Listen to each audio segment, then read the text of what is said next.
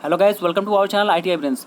तो गाइस हम लोग आज जो है 101 लाइनर क्वेश्चन करेंगे। क्या चीज़ का? तो electrician trade theory first year का।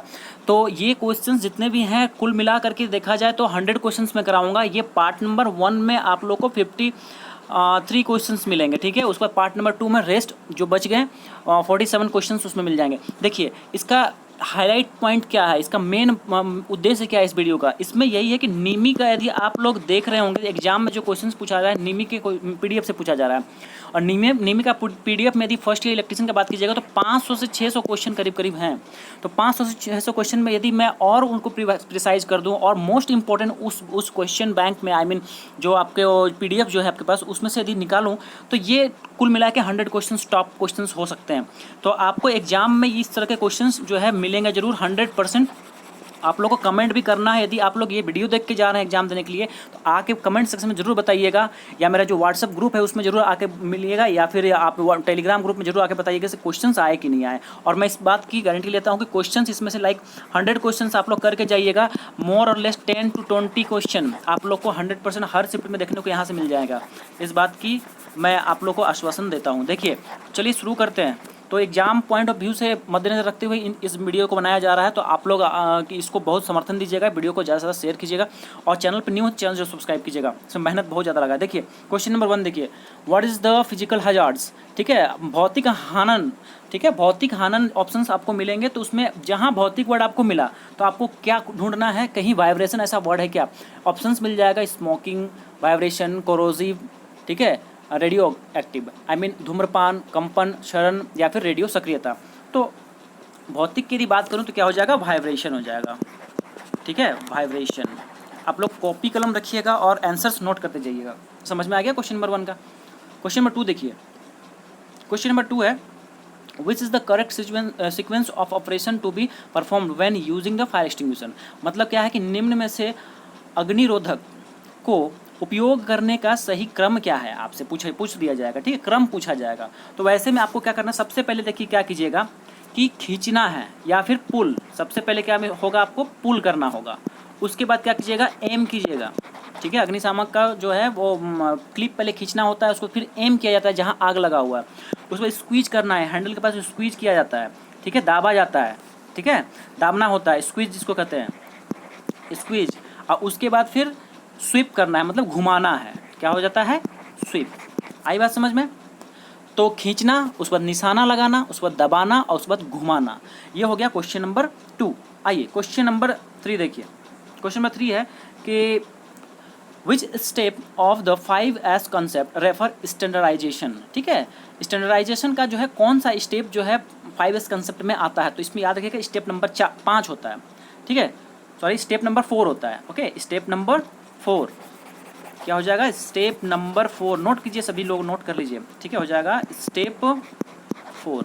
ओके चलिए उसके बाद क्वेश्चन नंबर देखते हैं। क्वेश्चन नंबर 4, क्वेश्चन नंबर 4 ये क्या कहता है, विच player is use for making wire hook and loops. Wire hook and loops के लिए कौन सा प्लायर का यूज किया जाता है। तो याद रखिए क्या हो जाएगा, round nose plier, round nose, ठीक है, राउंड नोज क्या हो जाएगा, plier, PLIER, round nose plier. आप लोग सुन के लिख लीजिए क्योंकि मेरा पेन उतना अच्छा से चलता नहीं है इस स्क्रीन पे। ओके, लेकिन जितने क्वेश्चन हैं मोस्ट इंपॉर्टेंट क्वेश्चन है, सारे PDF से छांटे हुए क्वेश्चन है। देखिए उसके बाद what is the background colour of warning sign in the basic category. मतलब मूल श्रेणी में जो आपका सैद्धांतिक चिन्ह का जो प्रदर्शित भाग होता है किस रंग का होता है वो बोला गया, मतलब वार्निंग साइन में। तो किस कलर का होता है, देखिए ये आपका येलो कलर का होता है। आया बात समझ में, क्या होता है, येलो कलर का। ओके ना, ठीक, तो यहाँ लिख देता हूँ मैं येलो, मतलब पीला कलर का ये होता है। उसके बाद question number 6, which type of fire extinguisher is used for fire on electric equipment. मतलब विद्युत उपकरण में यदि आग लग रहा है तो उसके लिए कौन सा अग्निशामक का आप यूज कीजिएगा। क्वेश्चन नंबर 6, तो बताइए इसमें क्या आंसर होगा, बहुत क्वेश्चन रिपीट होता है, तो हो जाएगा हेलोन, हो जाएगा हेलोन, इसका आंसर हो जाएगा क्वेश्चन नंबर 6 का, ठीक है। क्वेश्चन नंबर 7 देखिए, what is the full form of BIS। BIS का फुल फॉर्म पूछा गया है, बताइए क्या होगा।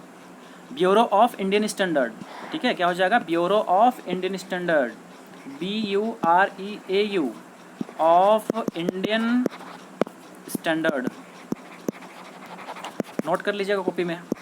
चलिए क्वेश्चन नंबर 8 देखिए, which artificial respiration method is to be perform to the victim which injuries on the chest and belly. देखिए यदि मान लेते हैं कि किसी व्यक्ति के आई मीन छाती पे और पेट में यदि इंजरी हो गया है, ठीक है, बर्न हो गया, आग लग गया है, ठीक है, तो उस केस में कौन सा कृत्रिम श्वसन का आप उपयोग कीजिएगा, ठीक है, जैसे सेफर विधि सब है ना आप लोग का, नेल्सन विधि। तो इसमें देखिए क्या हो जाएगा, इसका आंसर आप लोग नोट कीजिएगा, ये हो जाएगा नेल्सन की भुजा ऊपर पीछे दबाव विधि, ठीक है, लिख देता हूँ मैं, ये हो जाएगा आपका नेल्सन की भुजा ऊपर, उसके बाद पीछे दबाव विधि, और इंग्लिश में तो क्या बोलेंगे, बोलेंगे Nelson arm lift back press method, Nelson arm lift back press method, ठीक है। तो आई होप कि ये 8 तक क्वेश्चन आप लोग को समझ में आ गया होगा। चलिए बढ़ते हैं, क्वेश्चंस बहुत हैं इसलिए जल्दी करना होगा। क्वेश्चन नंबर 9 देखिए, which is the golden hour for the victim injured on heat with risk of dying. देखिए कह रहा है कि यदि मान लेते हैं कि कोई व्यक्ति है मर रहा हो, तो उसके लिए जो विक्टिम का जो वो रिस्क ऑफ डाइंग, मरने का जो गोल्डन आवर होता है वो क्या होता है, कितना टाइम होता है, ठीक है, वो चीज़ पूछा गया। तो कितना होगा, फर्स्ट 30 मिनट, आंसर क्या होगा इसका, पहला 30 मिनट तक का समय होता है किसी भी विक्टिम के लिए, ठीक है। किस जगह पे चोट लगा हो, हेड पे, यदि माथा में चोट लगा हुआ है, अब ब्लड बह रहा है, तो उसके में 30 मिनट समय होता है बचाने के लिए व्यक्ति को। देखिए question number 10, what is the purpose of cross cut cold chisel, ठीक है, इसका उद्देश्य पूछा गया है क्रॉस कट, ठीक है, क्रॉस कट कोल्ड चीजल जो होता है उसका पर्पस क्या होता है, उपयोग क्या होता है। क्वेश्चन नंबर 10, तो देखिए ये जो है आपका कटिंग कीवेज के काम में इसका इस्तेमाल किया जाता है, क्या होता है, कटिंग कीवेज, कटिंग कीवेज, याद रखिएगा, कटिंग कीवेज ऑप्शन में कहीं मिले तो टिक लगा देना है। क्वेश्चन नंबर नेक्स्ट देखिए, अच्छा इसमें फाइल से रिलेटेड कुछ कुछ देख लीजिएगा, क्योंकि इसमें फिगर डालना थोड़ा पॉसिबल नहीं था, बहुत जल्दी बनाया हूँ इन चीज़ों को, इस वजह से तो थोड़ा उसमें और वक्त लगेगा। तो अभी आप लोग जो है थोड़ा बहुत देख लीजिएगा, उन्नीमी का जो PDF है उसमें ये डायग्राम वाला होगा, मतलब कि फाइल दे दिया रहेगा, बोलेगा कौन सा फाइल है, ये क्वेश्चन आपसे पूछ सकता है। देखिए question number 11, what is the possible range to measure the size of the wire in a standard wire gauge. SWG जो होता है उसमें तार के आकार को मापने की पसर क्या है, ठीक है, तो कितना होता है, तो ये होता है 0 से 36 होता है, 0 से लेकर के कितना होता है 36, 0 to 36 ऑप्शंस आपको मिल जाएंगे इस तरह से, ठीक है। तो आपको ये जो है ध्यान रखना है। चलिए उसमें आपको जॉइंट्स भी, ये भी बता दे रहा हूँ कि जॉइंट्स से भी क्वेश्चन आते हैं, जैसे कि आपका T जॉइंट, ठीक है, यूनियन जॉइंट, ये सब जो है आप लोग को थोड़ा स्ट्रेट जॉइंट, ये सब आप लोग थोड़ा देख लीजिएगा, फिगर दे देगा, बोलेगा कि कौन सा जॉइंट है, ठीक है। तो मैं फिगर वाला क्वेश्चन इसमें इंक्लूड नहीं कर पाया हूँ, माफ़ी चाहता हूँ, लेकिन समय की अभाव था, इस वजह से नहीं कर पाए।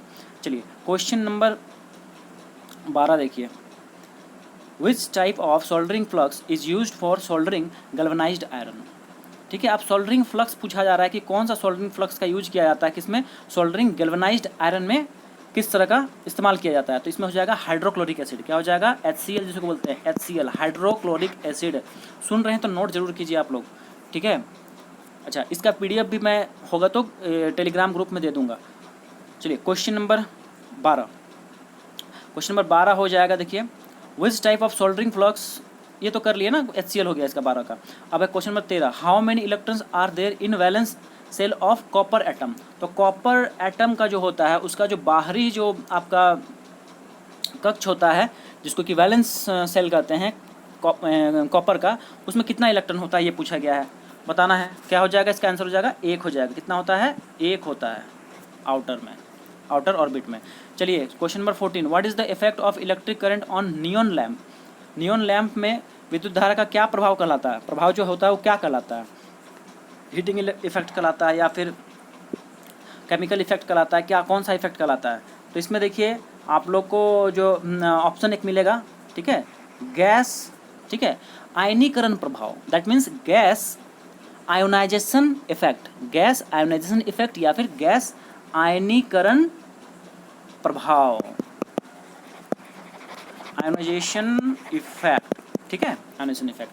क्वेश्चन नंबर 15 देखिए, which type of wire joint is found in junction box? Junction box में किस तरह का ज्वाइंट पाया जाता है? तो क्या हो जाएगा, रेट टेल। रेट मतलब क्या होता है, चूहा, ठीक है, उसी का, टेल मतलब पुछड़ी, तो जो चूहा होता है उसका जिस तरह का पुछड़ी होता है उसी तरह का ज्वाइंट क्या कहलाता है, rat tail joint. Rat tail joint क्या हो जाएगा, क्वेश्चन नंबर 15 का ये सही आंसर होगा। देखिए क्वेश्चन नंबर 16 देखिए, what is the unit of quantity of electricity? ठीक है, आपका जो विद्युत जो होता है उसका क्वांटिटी ऑफ इलेक्ट्रिसिटी का आपसे इकाई पूछा गया है, ठीक, तो इकाई क्या हो जाएगा, आई मीन इलेक्ट्रिसिटी का एक तरह से कह सकते हैं या फिर चार्ज का भी कह सकते हैं आप। चार्ज का इकाई क्या होता है, तो चार्ज का इकाई क्या होता है, कूलम होता है, CULOMB, कूलम। डिनोट कैसे करते हैं, C से डिनोट करते हैं, कैपिटल C है, ठीक है।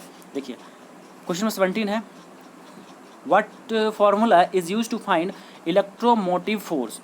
विद्युत वाहक बल ज्ञात करने के लिए कौन सा सूत्र का उपयोग किया जाता है? देखिए क्वेश्चन नंबर 17 इसका हो जाएगा कि विभवांतर प्लस वोल्टेज पाथ, क्या हो जाएगा फॉर्मूला, विभवांतर प्लस वोल्टेज क्या हो जाएगा, पाथ। इंग्लिश में बोलेंगे potential difference plus voltage drop. Okay, ये हो गया आंसर आपका किसका, क्वेश्चन नंबर 17 का। क्वेश्चन नंबर 18 देखिए, question number 18, what is the disadvantage of solid conductor compare to standard conductors? मतलब कि जो आपका सॉलिड कंडक्टर्स होता है और जो ये आपका स्टैंडर्ड कंडक्टर्स होता है उन दोनों के बीच में क्या डिसएडवांटेज है, ठीक है, ये पूछा गया आपसे। तो 18 का क्या हो जाएगा, कम लचीलापन होता है, ठीक है, किसमें, डिसएडवांटेज सॉलिड कंडक्टर का क्या डिसएडवांटेज है कि ये कम लचीला होता है, मतलब लेस फ्लेक्सिबल होता है, लेस फ्लेक्सिबल। ओके, तो आंसर क्या हो जाएगा 18 का, कम लचीलापन। चलिए question number 19, what happens to the voltmeter if it is connected as an ammeter? मतलब क्या होगा यदि वोल्ट मीटर को अमीटर के तरह जोड़ दिया जाए, तो उस केस में क्या हो जाएगा? देखिए उस केस में क्या हो जाएगा, लो रीडिंग हो जाएगा, मतलब कम पाठ्यांक हो जाएगा, क्या हो जाएगा, लो रीडिंग। याद रखिए क्या हो जाएगा, लो रीडिंग। नोट कर लीजिए आप लोग सभी लोग, क्योंकि पेन मेरा सही चलता नहीं। देखिए क्वेश्चन नंबर 20, क्वेश्चन नंबर 20 क्या कहता है, which is the semi conductor material? अब इन चारों में से पूछा है सेमी कंडक्टर मटेरियल कौन सा है, अर्धचालकता, ठीक है, जो होता है किस में होता है, यूरेका, इबोनाइट रड, मैग्नीन या फिर जर्मेनियम। तो जर्मेनियम जो होता है या सिलिकॉन जो होता है क्या होता है आपका, सेमी कंडक्टर होता है, इस वजह से हो जाएगा आंसर आपका जर्मेनियम। बात आई समझ में?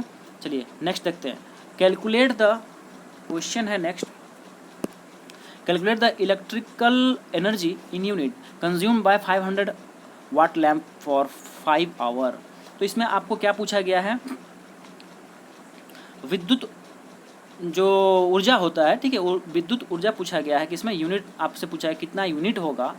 हाँ, तो यदि 500 वाट लैम्प है और 5 घंटे यदि वो यूज में आता है, उस केस में इलेक्ट्रिकल एनर्जी आपसे पूछा गया है, ठीक है।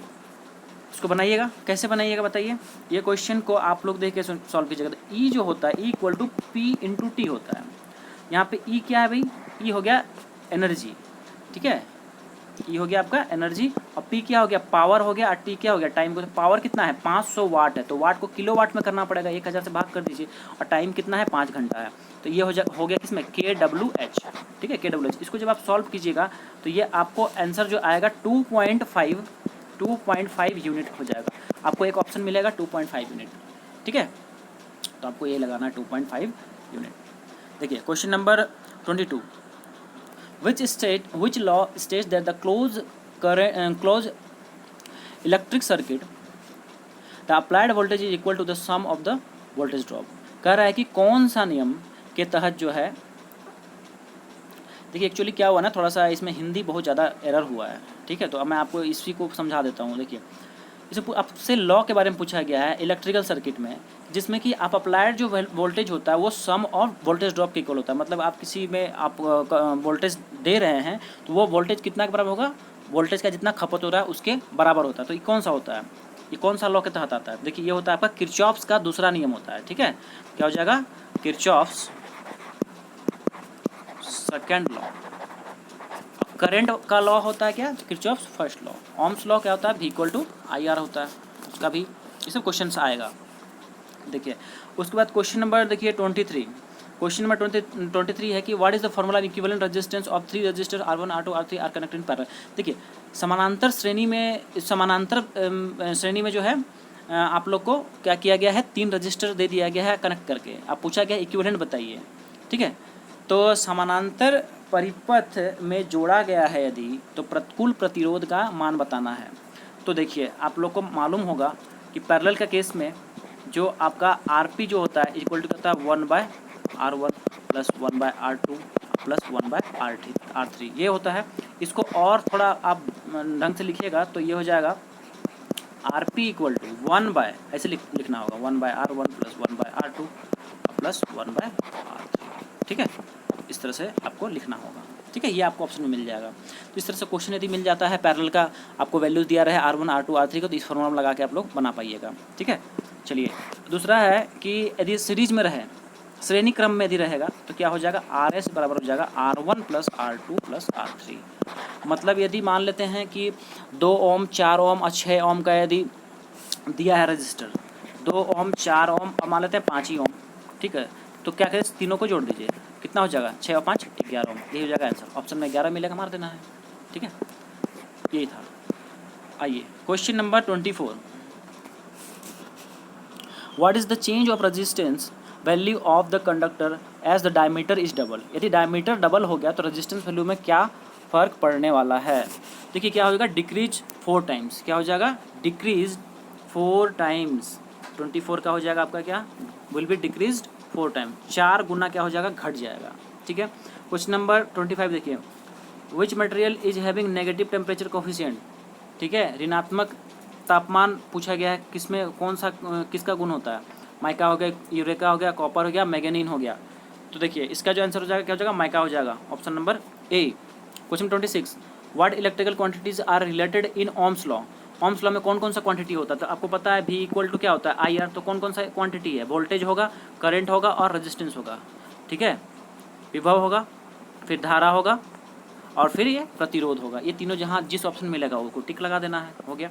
चलिए क्वेश्चन नंबर 27, रजिस्टिविटी की इकाई पूछी गई है 27, तो क्या हो जाएगा, ओम मीटर, OHM और METER, ठीक है, ओम मीटर।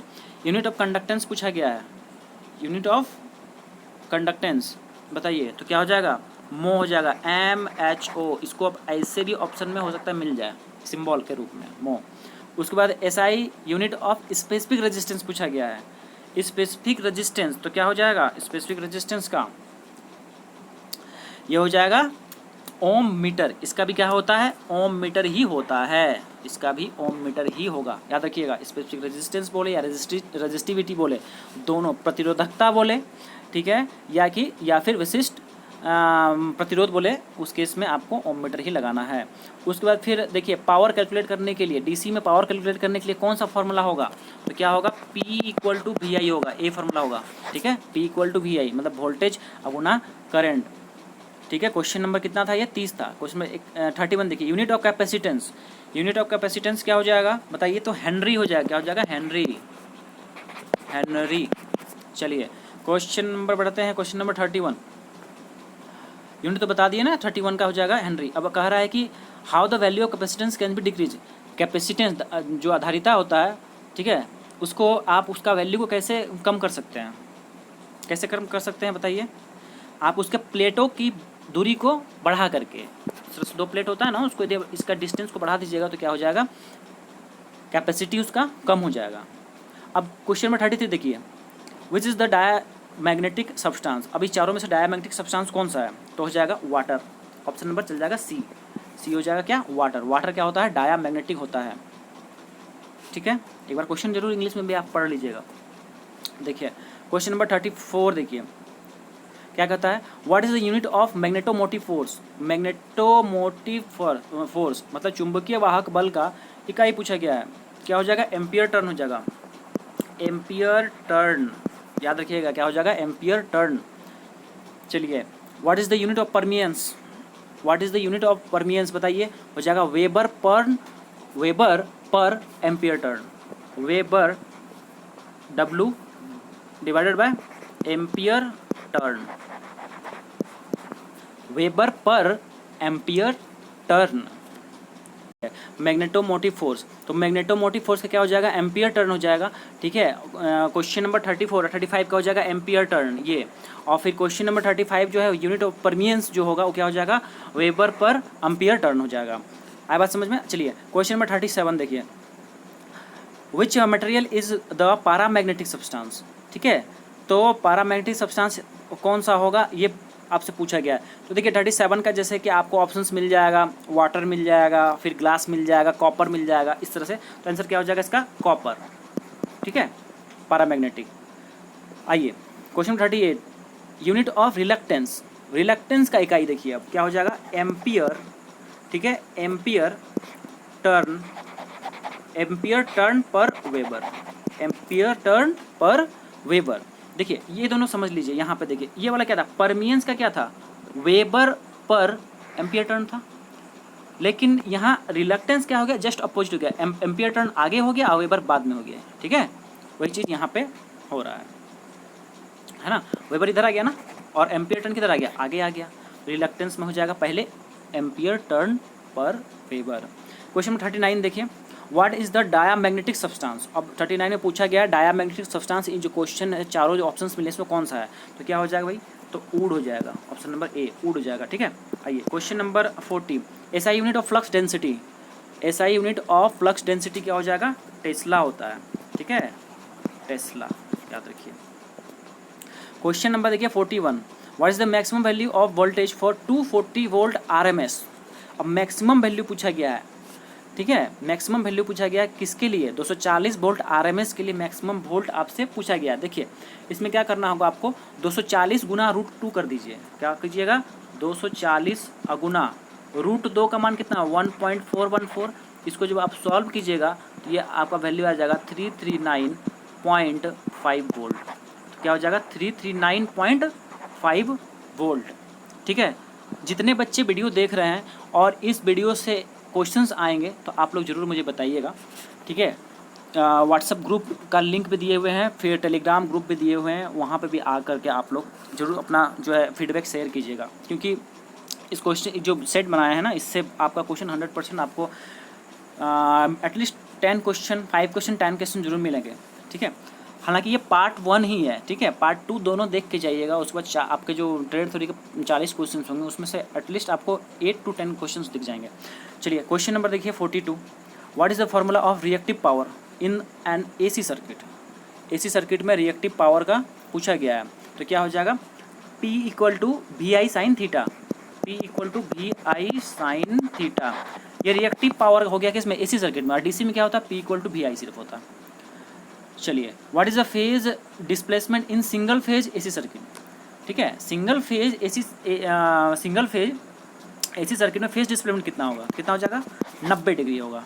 ओके, देखिए what is the relation between line voltage and phase voltage in star connected system? Star connected system में फेज वोल्टेज और लाइन वोल्टेज के बीच जो है संबंध पूछा गया। तो क्या बोलिएगा?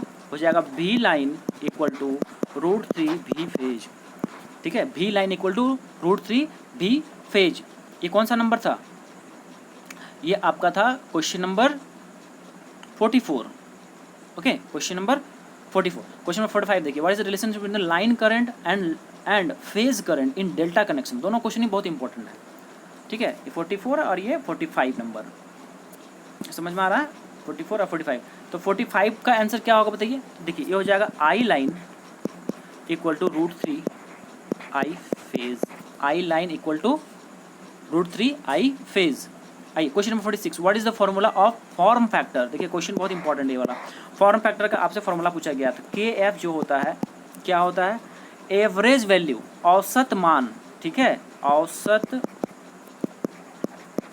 मान या average value divide by RMS value या फिर आरएमएस मान, ठीक है। 46 का चारों ऑप्शन एक जैसा मिलेगा, ऊपर आरएमएस कर देगा, नीचे वो औसत कर देगा, ठीक है, या मैक्सिमम कर देगा, मैक्सिमम बाय आरएमएस ऐसे कर देगा, लेकिन आपको इसमें मारना है एवरेज बाय आरएमएस में मारना है क्या, के एफ मतलब फॉर्म फैक्टर। क्वेश्चन नंबर 47 देखिए, which electrical term is defined as total opposition to current in AC parallel circuit. मतलब कहने का कि इलेक्ट्रिकल टर्म्स में, इलेक्ट्रिकल भाषा में जो है total opposition of current parallel AC parallel circuit में क्या कहलाता है, करंट का अपोजिशन करना, ठीक है, पैरेलल सर्किट्स में इलेक्ट्रिकल टर्म्स में उसको हम लोग क्या बोलते हैं, क्या कहते हैं, उसको एडमिटेंस कहते हैं। क्या कहते हैं, एडमिटेंस, एडमिटेंस कहते हैं, ठीक है। क्वेश्चन 48 देखिए, in which condition resonance will occur in RLC circuit. बहुत ही इंपॉर्टेंट क्वेश्चन है, आरएलसी परिपथ में, ठीक है, आपको अनुनाद जो है किस स्थिति में होगा, ये क्वेश्चन है। तो इसमें देखिए क्या हो जाएगा, इंडक्टिव रिएक्टेंस जो कि एक्सेल होता है, ठीक है, इंडक्टिव रिएक्टेंस जब किसके इक्वल हो जाए, एक्सी के इक्वल है, मतलब कैपेसिटिव जो रिएक्टेंस है उसके इक्वल हो जाए तब, मतलब इंडक्टिव रिएक्टेंस जब कैपेसिटिव रिएक्टेंस के इक्वल हो तब, मतलब प्रेरकीय प्रतिघात जब है किसके इक्वल हो जाए, घातीय धारितीय प्रतिघात के इक्वल हो, ठीक है, प्रेरकीय प्रतिघात जो है धारितीय प्रतिघात के इक्वल हो, उस केस में आरएलसी का कंडीशन होता है, मतलब रेजोनेंस का कंडीशन होता है आरएलसी सीरीज सर्किट में। अब फिर यहाँ पे देखिए, what is the form factor in sinusoidal AC. अब एसी में जो है आपसे क्या पूछा गया, फॉर्म फैक्टर पूछा जा रहा है, तो वैल्यू पूछा गया है फॉर्म फैक्टर का, वहाँ तो हम फॉर्मूला बताया ना, वैल्यू कितना होता है, ये वाला क्वेश्चन बहुत इंपॉर्टेंट है। इसका हो जाएगा 1.11। 1.11 क्या होता है, फॉर्म फैक्टर होता है के एफ, ठीक है।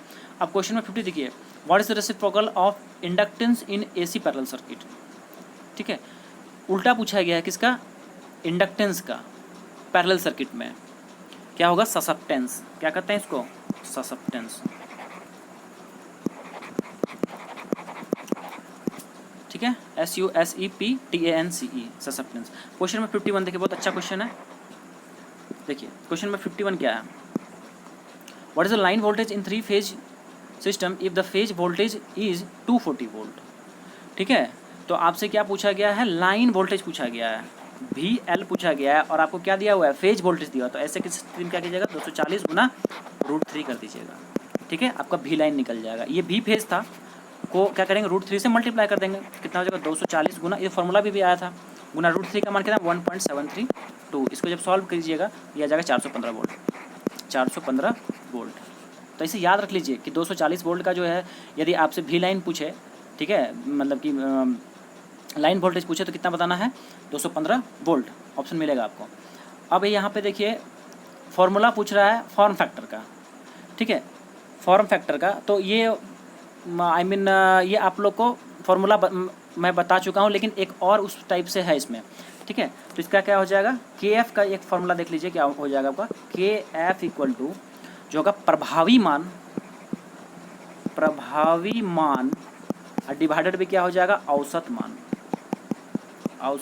मान, प्रभावी मान डिवाइडेड बाय औसत मान, या फिर effective value divided by average value, ठीक है, effective value divide by average value. मैं 2-3 बार बोल रहा हूँ ताकि आप लोग नोट कर लीजिएगा।